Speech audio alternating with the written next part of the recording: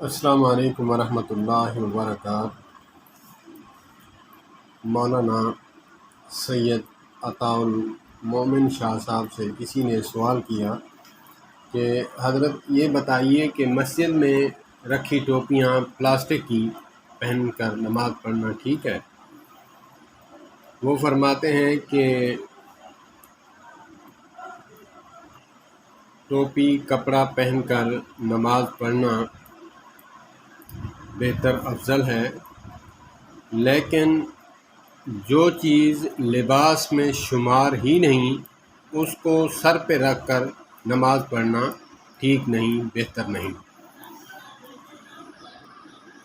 اللہ پاک ہمیں دین کی باتیں سمجھنے کی توفیق عطا فرمائے۔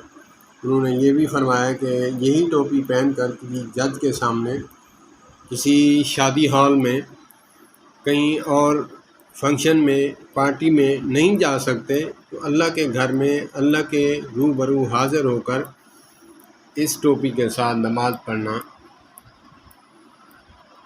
عقل سے بھی خالی ہے اور معاشرہ بھی اس کو نہیں مانتا، کیونکہ جو کھجوروں والی ہے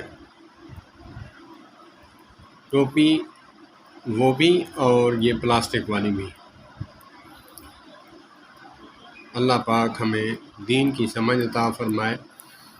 اللہ پاک ہمیں علماء کے ساتھ وابستہ رکھے۔ والسلام علیکم ورحمۃ اللہ۔